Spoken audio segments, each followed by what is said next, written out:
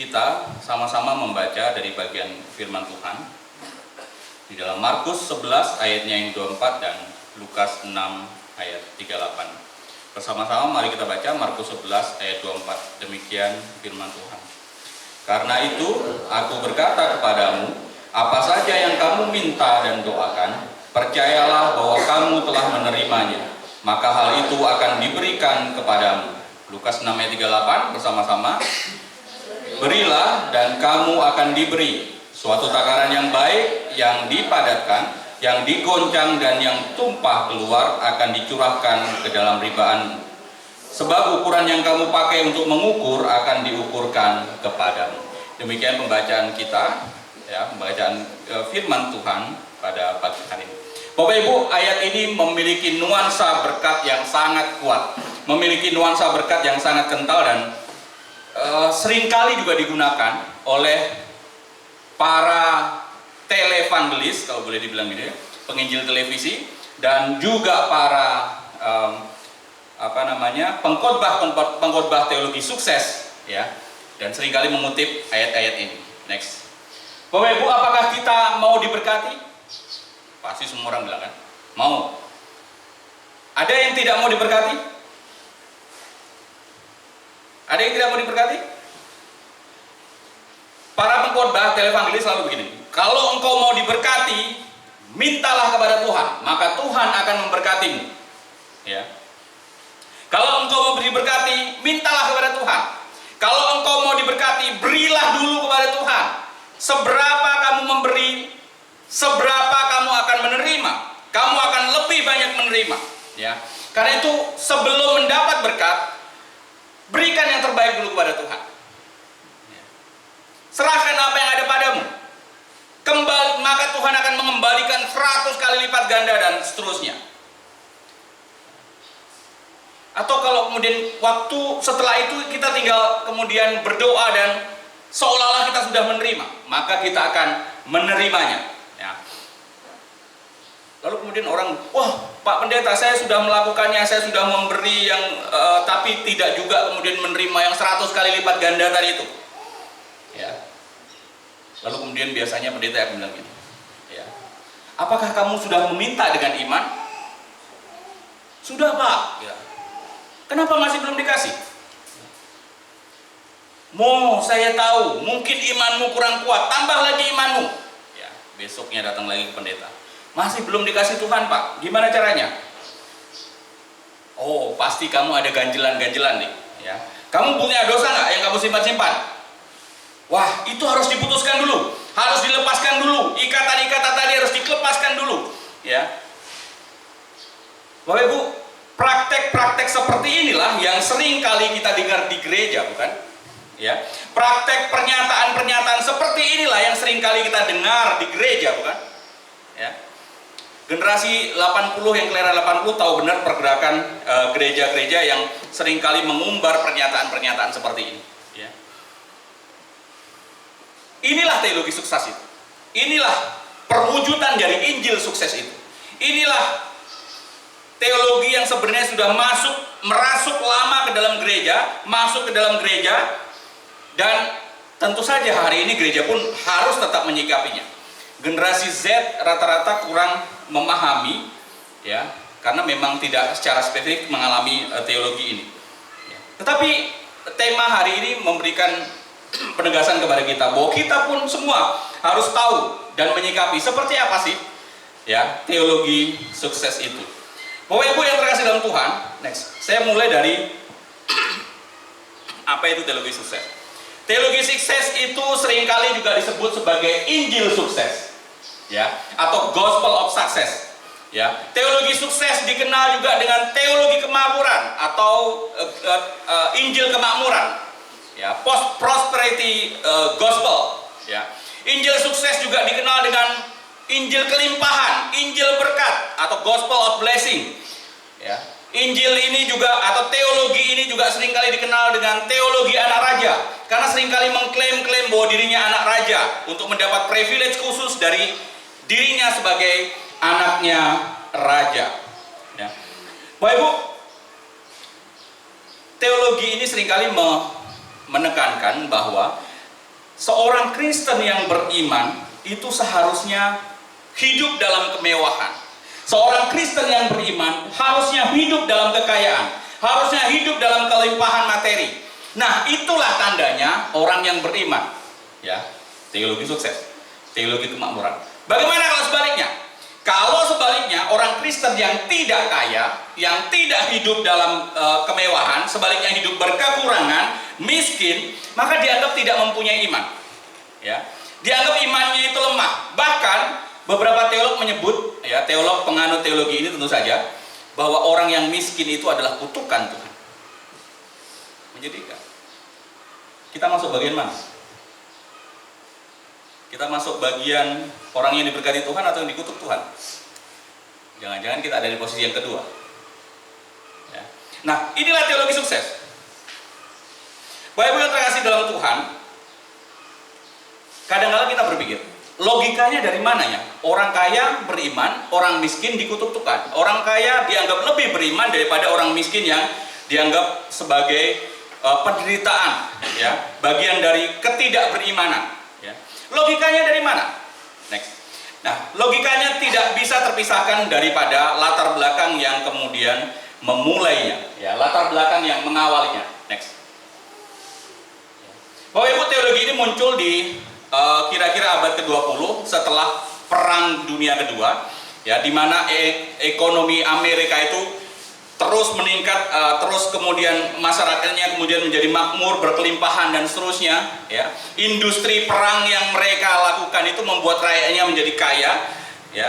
Dan pada akhirnya banyak orang kemudian meraih kesuksesan, dan gereja pun pada akhirnya mengikuti pola itu, ya. Dan gereja mengikuti arus budaya itu. Gereja menyesuaikan dirinya dengan konteks sosial politik yang terjadi. Ya, budaya kapitalisme, segala sesuatu diserba diukur dengan kapital, lalu kemudian budaya pragmatisme, lalu kemudian segala sesuatu diukur dengan apa untungnya, apa baiknya, apa kegunaan untuk saya. Itu berkembang pesat waktu itu. Dunia juga makin materialistis, ya. Segala sesuatunya diukur dengan uang, bermewah-mewah dan seterusnya, ya. Uang dipuja-puja, pengejaran kesuksesan luar biasa. Pada akhirnya gereja pun menyesuaikan diri dengan pola-pola ini, menyesuaikan diri dengan template-template seperti ini, dan kemudian gereja memberikan embel-embel Kristiani. Ya, seperti apa? Ya. Oh, kalau engkau mencapai sukses, artinya engkau beriman. Kalau engkau diberkati Tuhan, kalau engkau mencapai sukses, artinya engkau diberkati Tuhan. Ya, gereja menyesuaikan diri dengan memberikan target-target secara spiritual, ya.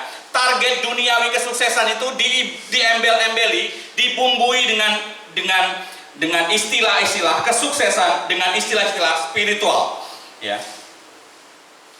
Tujuannya apa? Tujuannya agar orang gereja pun memahami tujuan itu dan kemudian menghidupinya dan mencarinya.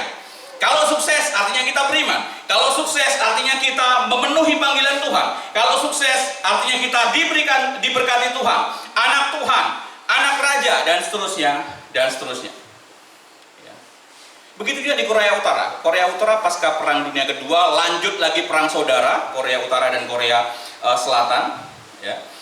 Ekonomi memang makin lama setelah Perang Dunia makin lama memang makin menanjak, dan kemudian mereka setelah Perang Dunia itu seperti terbebas dari jeratan, ya.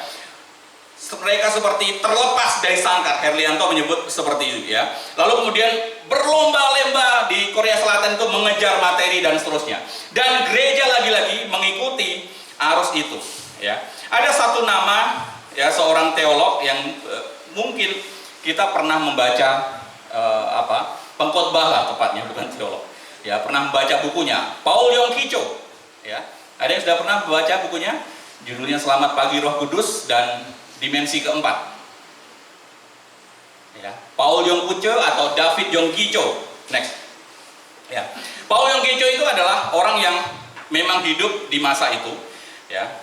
Hidup di masa perang, di masa penderitaan, ya. Dan masa perang itu membekas di dalam dirinya, ya. Ada dia mengalami penderitaan, mengalami kemiskinan, mengalami kelaparan, sakit, penyakit, kesulitan hidup, dan seterusnya. Ya. Dan itu kesulitan yang begitu luar biasa itu kemudian menancap dalam dirinya. Lalu kemudian menanamkan sikap penolakan dalam dirinya, bahwa saya tidak mau menderita. Saya tidak mau menderita. Dan sikap inilah yang kemudian mempengaruhi teologinya, mempengaruhi pandangannya, mempengaruhi area keajarannya sebagai pendeta di gereja. Ya. Dia tidak mau dengan kemiskinan, dia tidak mau dengan penyakit, dia tidak mau dengan penderitaan. Karena itu, bagi dia, orang yang beriman itu adalah orang yang diberkati oleh Tuhan. Orang yang beriman adalah orang yang kaya, diberikan kelimpahan. Sebaliknya, orang yang terus-terus mengalami kemiskinan, itu artinya dikutuk oleh Tuhan. Bapak, bukan hanya Paul Yonggi Cho saja, ada banyak kemudian teolog-teolog, ya, ada banyak pengkhotbah penganut teologi sukses ini atau teologi kemakmuran itu. Next, ada beberapa nama, ya, nama misalnya ada Norman Vincent Peale, ya, ini terkenal dengan positive thinkingnya. Ada kemudian Kenneth Hagin, ya, itu terkenal dengan positive confession-nya. Ya. Lalu kemudian ada Robert Schuller, terkenal dengan possibility thinking-nya. Lalu kemudian ada Paul Yonggi Cho, terkenal dengan dimensi keempatnya. Dan ada Maurice Cerullo, itu seringkali mengkhotbahkan uang dan seterusnya. Tetapi keenam-enamnya itu template-nya sama, ya, mengarah kepada apa? Prosperity gospel. Mengarah kepada apa? Injil sukses. Mengarah kepada teologi sukses atau teologi kemakmuran. Dan mereka mengembangkan ajarannya itu lewat seminar-seminar, lalu kemudian mengembangkan ajarannya lewat menulis buku, dan banyak bukunya itu diterjemahkan ke bahasa Indonesia. Ya. Tahun 90-an itu banjir buku-buku mereka. Ya. Kami ini kalau nyari di Senen itu pasti ketemu buku-buku mereka itu. Ya. Karena memang banjir dan harganya murah, 2.500 sudah dapat buku mereka kalau di Senen waktu itu. Apalagi buku Paul Yonggi Cho ini, wah, tersebar banyak sekali. Nah, Bapak Ibu, kita akan melihat satu persatu tentang ajaran dari teologi gospel. Pertama, positive thinking. Next. Ya. Pengajaran teologi sukses yang selalu ditekankan adalah positive thinking. Seperti apa sih ini? Ya, positive thinking itu adalah semacam sugesti yang diberikan kepada diri, yang menonjolkan kekuatan daripada pikiran seseorang. Ya, ini tokoh utamanya adalah Norman Vincent Peale dan Robert Schuller dengan possibility thinkingnya. Di dalam positive thinking mereka mengembangkan kekuatan sugesti di dalam pikiran manusia. Kalau kamu mau sukses, tanamkan dalam dirimu sukses, sukses, sukses. Saya sukses, saya bisa, dan seterusnya. Saya orang merdeka, saya orang hebat, dan seterusnya. Tanamkan sugesti itu, ya, supaya menjadi sukses. Inilah ajaran mereka, ya. Jangan takut, apa? Sebab Tuhan itu menjadi semacam tenaga di dalam diri kita, yang kemudian kita bisa memanfaatkan itu sehingga bisa menjadi sukses. Ya, ada bumbu-bumbu iman di sana. Ya. Tuhan digambarkan sebagai the inner spiritual power. Ya, kekuatan spiritual dari dalam. Ya. Yang kemudian tinggal diambil saja. Ya. Dan manusia kemudian bisa menghidupinya, ya, bisa mengaplikasikannya dalam hidupnya. Ya. Manusia tinggal menyatukan dirinya dengan kekuatan yang super tadi itu di dalam dirinya, sudah ada dalam dirinya. Ya. Tinggal diimani dan dilakukan dan seterusnya. Ya. Dan dibumbui apa? Iman. Dibumbui kata percaya bahwa Anda sudah menerima. Kalau kamu sukses, percayalah bahwa kamu sudah sukses. Karena apa? Dalam dirimu ada kekuatan spiritual yang bisa mengantarmu sukses. Kira-kira begitu. Jadi tidak boleh ada negative thinking. Tidak boleh ada negative thinking. Ya. Ajaran ini mulai merosot di era tahun 98. Orang mulai meninggalkan teologi sukses ini. Dulu kalau ada gereja konteksnya dengan successful family, ya, successful family, ya itu kira-kira penganut teologi sukses. Ya.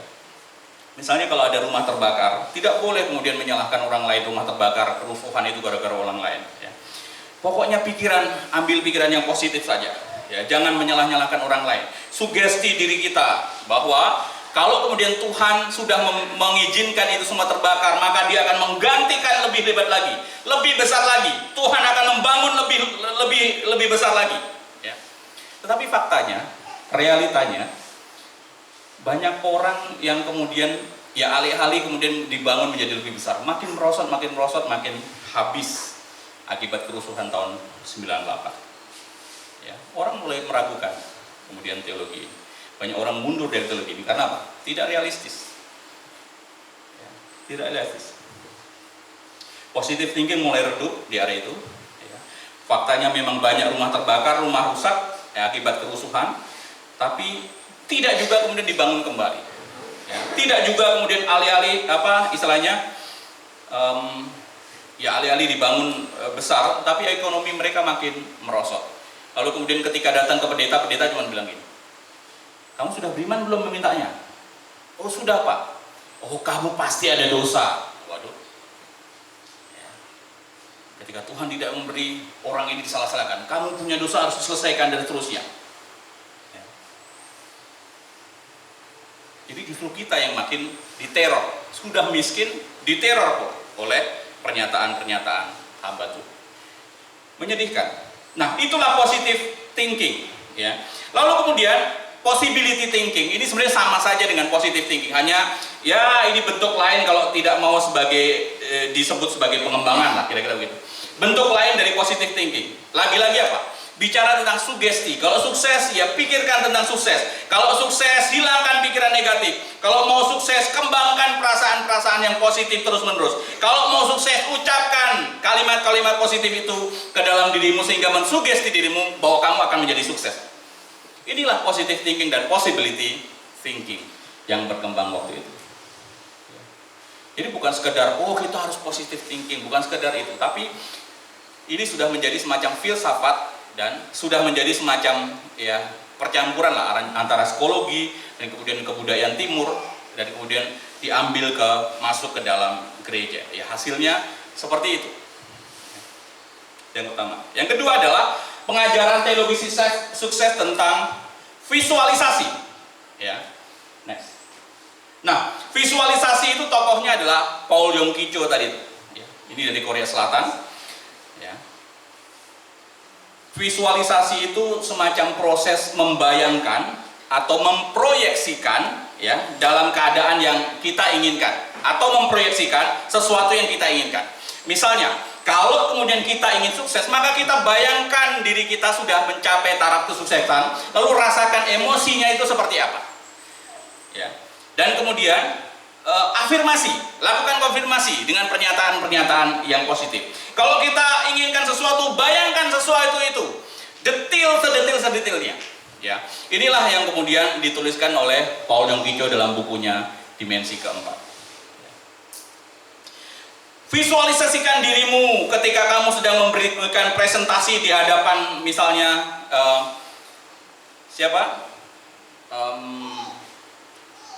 orang yang bosmu misalnya, ya. Visualisasikan dirimu sedang menandatangani kontrak dan lain sebagainya sehingga kita bisa merasakan feel-nya ya, perasaannya seperti apa, rasanya bagaimana. Visualisasikan diri kita ketika menerima penghargaan, ketika diwisuda, ketika sukses dan seterusnya dan seterusnya. Nah, kalau mau sukses harus dibayangkan seperti itu. Ya, langkah-langkahnya di dalam buku Teologi Sukses yang ditulis oleh Herlianto, dia juga mengutip apa yang seringkali mereka lakukan. Langkah-langkahnya misalnya, ya orang disuruh diarahkan untuk memilih tempat yang tenang, lalu kemudian boleh duduk, boleh kemudian berbaring. Lalu kemudian menenangkan diri, membayangkan diri, ya. Lalu kemudian segera membayangkan diri. Apa yang dibayangkan? Bayangkan keadaan yang ingin kita inginkan, yang kita inginkan. Contohnya apa? Kesuksesan. Bayangkan kesuksesan itu sudah diraih oleh kita. Kesuksesan itu sudah diraih, dan kemudian kita harus membayangkan kalau kemudian kita sudah mencapai posisi itu, ya. Kira-kira perasaan apa yang kita rasakan? Bayangkan bahagianya, bayangkan sukacitanya, bayangkan terharunya kita, bayangkan orang-orang yang melihat kita, keluarga kita bagaimana? Setelah membayangkan itu, lalu kemudian berikan afirmasi positif, berikan aplikasi, berikan semacam konfirmasi positif. Misalnya, ya saya bisa, saya memang sukses, saya bisa mencapai tahapan seperti itu, saya bisa melakukannya, saya layak mendapatkannya, dan seterusnya, dan seterusnya. Dan itu dilakukan berulang-ulang. Inilah visualisasi. Dan visualisasi ini bukan hanya di luar sana dilakukan, tetapi di dalam gereja oleh Paul Yong Ki Cho pun diajarkan. Next.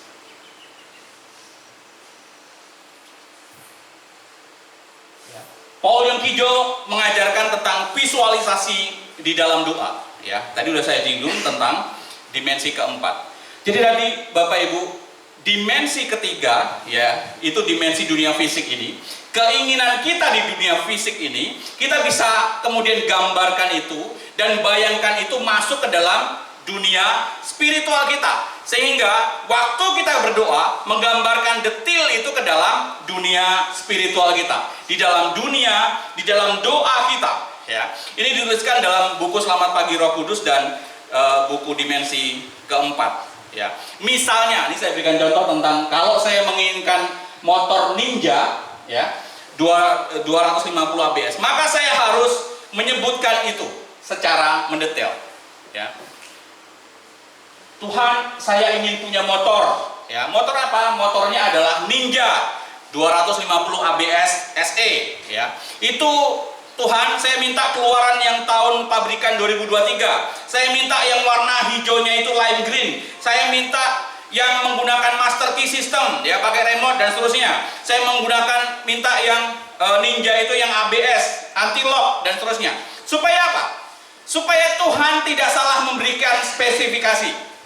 Supaya Tuhan tidak salah memberikan jawaban doanya. Ya. Lalu di dalam bukunya itu juga dijelaskan tentang, misalnya, pernah nggak kita misalnya minta kepada Tuhan beli mobil, tetapi mobil itu yang diberikan Tuhan kepada kita speknya lebih rendah dari apa yang kita inginkan. Pokoknya karena kita tidak jelas memberikan, ya, Tuhan saya mau mobil, yang diberikan bukan mobil baru tapi mobil second. Ya, menurut Paul Yong Ki Cho itu karena kita salah berdoa. Kenapa? Kita tidak memproyeksikan apa yang ada di dimensi ketiga itu ke dalam dimensi keempat. Apa yang ada di dunia nyata itu kepada dunia spiritual. Ya. Tidak jelas, tidak detail, maka Tuhan pun menjawab, ya, tidak seperti apa yang kita inginkan. Nah, itulah visualisasi di dalam doa. Dan ini diajarkan di dalam teologi kemakmuran atau teologi kesuksesan. Lanjut. Ajaran ketiga adalah tentang positive confession, ya, tentang pengakuan pernyataan positif. Ya. Ini biasanya dilakukan mirip-mirip dengan positive thinking dan yang kedua tadi. Ya, positive confession itu adalah mengucapkan pernyataan-pernyataan positif tentang diri kita, mengucapkan pernyataan-pernyataan positif tentang masa depan kita, ya. Lalu kemudian mengucapkan kata positif itu yang disinkronkan dengan kata-kata dalam Alkitab. Ya, biasanya ini terkenal dengan klaim-klaim. Tuhan, kalau saya anak raja, maka saya harus bisa mendapatkan ini. Tuhan, karena saya imamat yang rajani, saya harusnya mendapatkan ini dan itu dan seterusnya. Ya. Kalimat seperti ini, ya, diajarkan oleh Kenneth Hagin dengan positive confession-nya. Ya. Kita bisa, kita hebat, kita keturunan raja, kita anak raja, pasti dapat privilege, pasti akan dimampukan, ya, pasti akan ditolong dan seterusnya dan seterusnya. Next. Ini contohnya, misalnya ketika seringkali didengar di gereja adalah tentang klaim kesehatan. Tuhan, saya ini adalah anak Tuhan. Saya itu sehat karena saya anak Tuhan.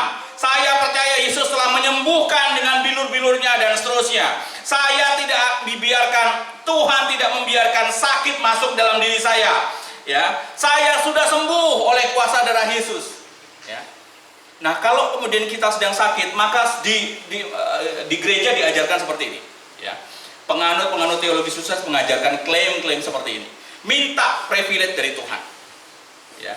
Minta klaim itu dari Tuhan. Kenapa? Itu hak kita, karena kita anak raja, ya.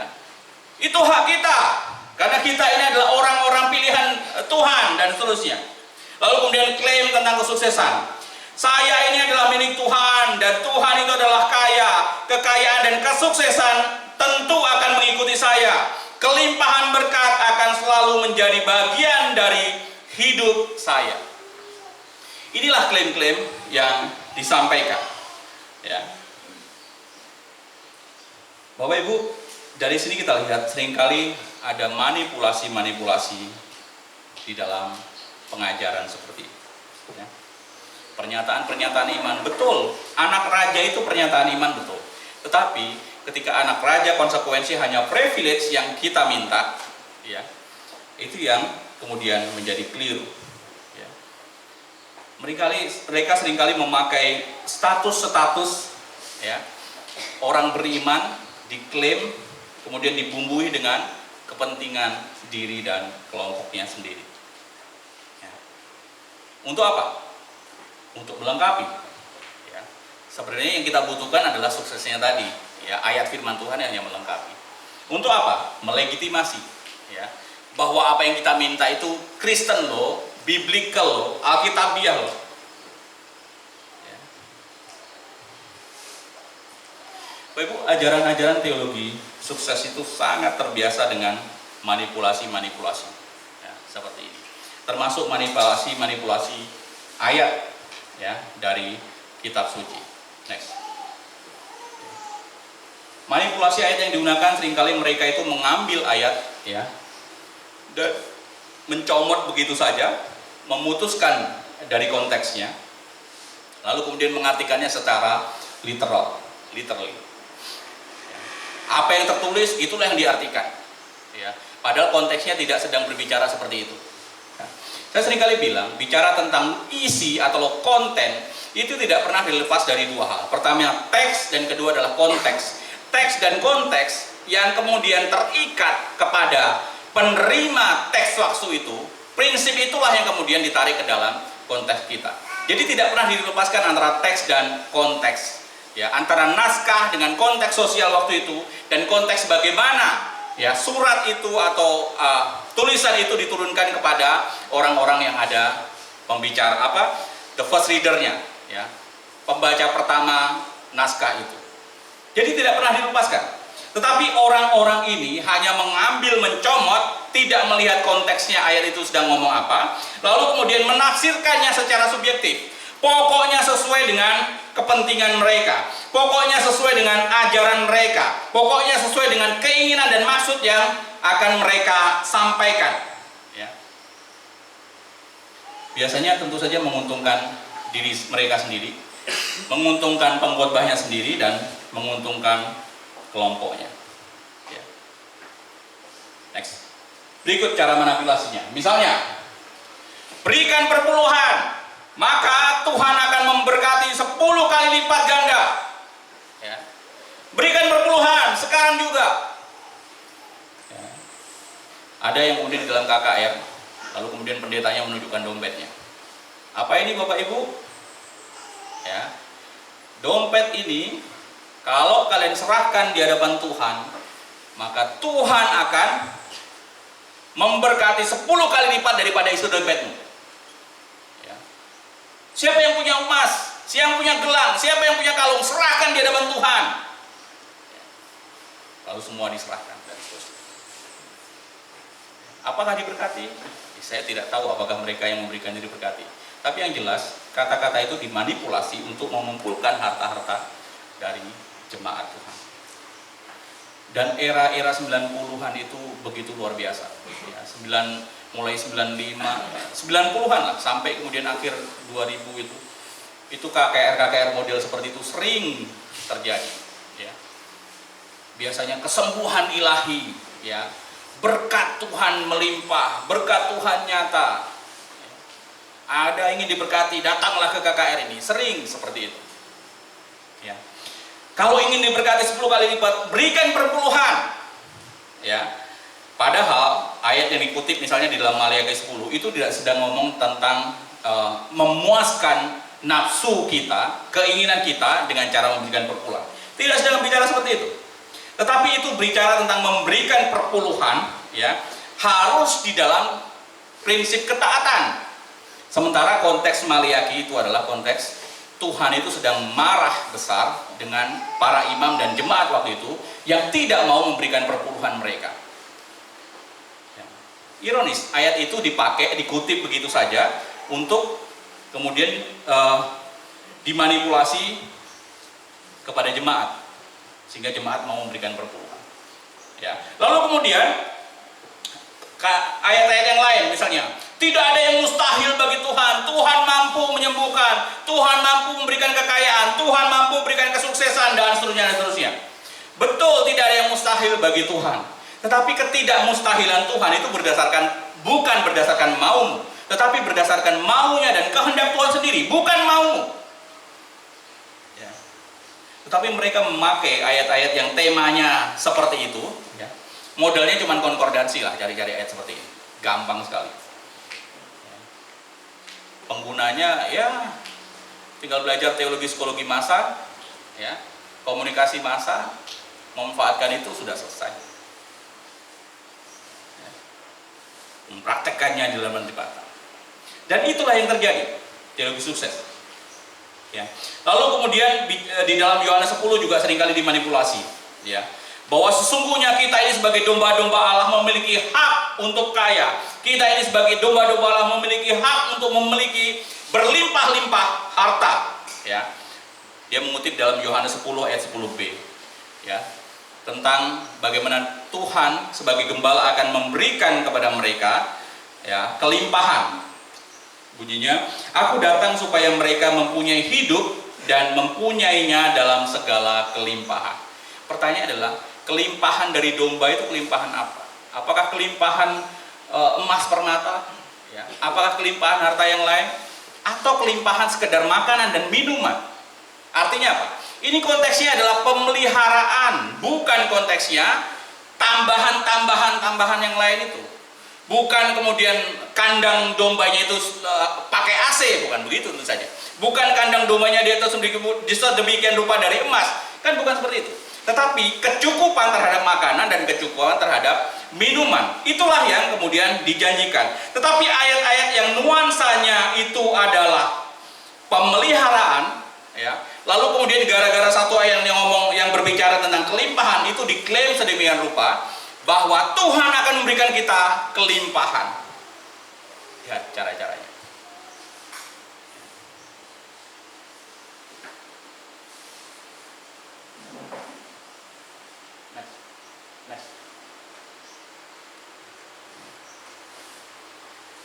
Bapak Ibu, secara teologis ini tentu bermasalah. Ya. Misalnya, mereka mengabaikan bahwa kekayaan yang ada di Alkitab itu bukan sekedar kekayaan materi, ya. Tetapi kekayaan di Alkitab itu juga yang seringkali ditonjolkan adalah kekayaan spiritual, kekayaan rohani. Kalau hanya kekayaan materi, bagaimana kemudian menjelaskan kata berbahagia? Ucapan-ucapan bahagia dari Tuhan Yesus. Berbahagialah orang yang miskin di hadapan Tuhan. Itu orang miskin dikatakan berbahagia. Miskin apa? Ya. Apakah miskin harta? Ya. Atau miskin secara spiritual? Atau seperti apa? Ya. Kalau kemudian hanya bicara tentang miskin dari kemiskinan atau kekayaan harta saja, maka tentu mereka ini sedang mengabaikan, ya, hal-hal yang sifatnya spiritual dari kata-kata kekayaan, ya, dari pernyataan atau teologi tentang kekayaan, teologi tentang harta, ya, teologi tentang kemiskinan. Kesuksesan Alkitab seringkali digambarkan sebagai sebuah pertumbuhan rohani dan bukan hanya pertumbuhan harta, bukan hanya banyaknya harta. Tapi bukan hanya secara teologis, tapi juga secara praktis. Kalau kita lihat, ini juga bermasalah, ya. Tadi sudah saya singgung bahwa teologi sukses ini seringkali tidak realistis. Kalau kemudian kita ingin sukses, maka kita harus mengupayakan sedemikian rupa. Belum lagi bicara tentang hambatan yang di belakangnya akan kita hadapi. Jadi sukses itu tidak diselesaikan hanya dengan berpikir tentang sukses. Sukses tidak diselesaikan hanya dengan mengucapkan dalam diri kita bahwa kita sukses. Tetapi dengan kerja keras dan seterusnya, baru kita sukses. Itu pun anugerah Tuhan yang membuat kita sukses. Bukan hanya berpikir positif bahwa saya orang sukses, saya bisa sukses, saya pasti sukses, lalu kemudian besoknya sukses. Dari Hong Kong gitu kalau orang bilang gitu. Dari mana ceritanya bisa sukses kalau kemudian kita tidak kerja? Dari mana bisa sukses kalau tidak kemudian melakukan sesuatu? Ya. Kalau tidak ada aksi yang kita lakukan, maka kita hanya menjadi pemimpi kita sebagai orang yang sukses. Ya. Maka teologi sukses sebenarnya bukanlah teologi yang praktis, apalagi realistis. Tidak realistis. Makanya banyak ditinggalkan setelah pasca kerusuhan 98. Karena dianggap tidak sesuai lah. Ya. Faktanya orang setelah kerusuhan juga nggak balik ke keadaan semula. Orang mulai meninggalkan. Lalu kemudian belum lagi bicara tentang ekses secara pastoral. Ya. Secara pastoral ini menjadikan umat kemudian menjadi semakin materialistis. Ya. Duit itu saja yang dikejar. Padahal bicara tentang pastoral, bicara tentang pelayanan. Ya. Kalau orang kemudian tidak bisa mencapai tahapan itu, maka dia bisa menjadi frustasi, bisa menjadi depresi, ya, dan kecewa bukan hanya terhadap diri tapi juga terhadap Tuhan. Ya. Yang terlebih lagi terhadap diri, dia akan semakin depresi bahwa ketidaksuksesannya menunjukkan bahwa dirinya kurang dekat dengan Tuhan. Maka dia akan melakukan semakin lama, semakin banyak askese, lalu kemudian semakin puasa, semakin mendekat kepada Tuhan dan seterusnya. Nah, makin mendekat kepada Tuhan, dia tidak kerja, ya tetap aja tidak sukses. Ya. Next. Teologi ini sesungguhnya mengabaikan tentang tadi itu penderitaan. Mereka menganggap penderitaan itu adalah kutukan. Ya. Kalau mereka menganggap kutukan, padahal di dalam Alkitab seringkali memakai penderitaan sebagai alatnya Tuhan untuk menyatakan kemuliaan Tuhan. Ayub misalnya. Ya, orang yang lumpuh sejak lahir misalnya, orang yang buta sejak lahir, misalnya, ya. Itu murid-muridnya bertanya, itu dosa siapa? Dosa dia kah atau dosa bapaknya? Tapi Yesus jawabnya apa? Itu bukan dosa dia, bukan dosa bapaknya, tetapi Tuhan akan dinyatakan melalui orang itu. Template-nya bukan hanya dua, dosa, kutuk, lalu kemudian baik, lalu diberkati. Template-nya bukan hanya itu. Ada satu template yang lagi. Kalau orang mengalami penderitaan, itu bukanlah kutukan, tetapi bisa dipakai sebagai alatnya Tuhan untuk menyatakan kemuliaannya. Dan buktinya, setelah orang itu disembuhkan, maka orang-orang menjadi heran dan kemudian bertanya-tanya, siapa yang bisa menyembuhkan? Ya, seperti itu. Padahal mereka tahu orang yang sejak lahir itu mengalami sakit seperti itu adalah karena dosanya. Kalau sakitnya disembuhkan, artinya apa? Dosanya juga sudah diselesaikan oleh orang itu. Maka ini pasti bukan orang yang biasa. Tuhan memakai penderitaan untuk menyatakan kemuliaan. Teologi sukses tidak kemudian menganggap itu sebagai bagian, ya, yang penting. Ya. Bahkan menganggap penderitaan itu sebagai kutuk yang diberikan oleh Tuhan. Lalu kemudian mereka juga mengabaikan ajaran tentang kesetaraan, equality, ya. Tentang yang kaya diberkati, yang miskin jadi kutuk. Ya, padahal manusia siapapun dia, orang kaya maupun orang miskin itu sama di hadapan Tuhan, tidak dibeda-bedakan. Ya, bukan berarti orang kaya lebih diberkati daripada orang yang miskin. Ya. Dengan demikian mereka mengabaikan ajaran ini, mengabaikan, ya, equality di dalam Alkitab. Tuhan juga mengasihi orang yang miskin. Bahkan digambarkan orang miskin itu representasi dari dirinya, ya. Dan kita bisa tolong dan seterusnya. Kalau kemudian mereka hanya mengajarkan tentang kemewahan, ya, kemakmuran dan seterusnya, mereka sedang mengabaikan tentang ajaran tentang pelayanan, ya. Harusnya mereka bisa melayani orang lain dan tidak berfokus hanya kepada diri mereka sendiri. Ya, mereka bisa melayani orang yang membutuhkan, orang yang miskin. Tetapi faktanya kalau kemudian teologi ini berkembang, yang terjadi hanya fokus kepada diri mereka sendiri, fokus pada kesuksesan mereka sendiri, fokus kepada kerohanian mereka sendiri, karena kesuksesan adalah bagian dari kerohanian mereka. Ya. Dan ada problem masalah teologi yang lain. Teologi sukses ini hanya menjadikan Tuhan ini sebagai mohon maaf sebagai kacungnya dia, budaknya dia untuk memenuhi kebutuhan dia. Ya, Tuhan tidak lebih dari sekedar alat pemuas nafsunya dia, nafsu makannya dia, nafsu berkuasanya dia, nafsu suksesnya dia, dan seterusnya. Ya. Implikasi teologi lain bahwa Tuhan itu tidak lagi kehendak Tuhan itu bukan sesuatu yang penting. Yang penting apa? Kehendak dirinya sendiri. Itu yang lebih penting. Dan Tuhan harus mensinkronkan dengan kehendak kita, bukan kita yang mensinkronkan diri dengan kehendak Tuhan. Tuhan, ya tadi sudah saya singgung, Tuhan hanya budak keinginan kita yang harus dipenuhi. Ya. Dan belum lagi ajaran-ajaran sinkretis di balik ajaran-ajaran ini yang hari ini tidak kemudian saya singgung. Sebab misalnya Paul Yong Ki Cho itu memadukan antara Samanisme dengan ajaran Kristiani. Dia masih mengajarkan bahwa kita masih bisa berdoa kepada arwah dan seterusnya. Paul Yong Ki Cho ya masih memperbolehkan hal itu. Ya. Lalu kemudian tentang visualisasi tadi itu banyak hal demikian adalah memiliki pengaruh, ya, terpengaruh oleh ajaran-ajaran yang sebelumnya Paul Yong Ki Cho hidupi. Ya. Dia biasa bersemedi, ya, di latar belakang Buddha, dan ada ajaran Samanisme dari ajaran Korea. Ya. Lalu kemudian dia menerapkan itu di dalam Kristen. Ya. Maka kalau Bapak Ibu pernah dengar New Age Movement, nah inilah sebenarnya menjadi aktualisasi. Ya, teologi sukses adalah bagian dari aktualisasi New Age Movement tadi. Ya, karena geliatnya sama saja. Nah, Bapak Ibu, dari sini kita bisa melihat sama-sama. Apakah teologi sukses ini Alkitabiah? Kalau teologi sukses Alkitabiah tentu didasarkan kepada penggalian Alkitab yang tepat, yang benar. Faktanya, mereka hanya mencomot ayat kanan kiri dan kemudian menyesuaikannya dengan kebutuhan mereka sendiri. Kalau teologi Alkitab, kalau teologi sukses ini adalah Alkitabiah, tentu yang menjadi sentral itu adalah Tuhan, kemuliaan Tuhan dan bukan kemuliaan diri.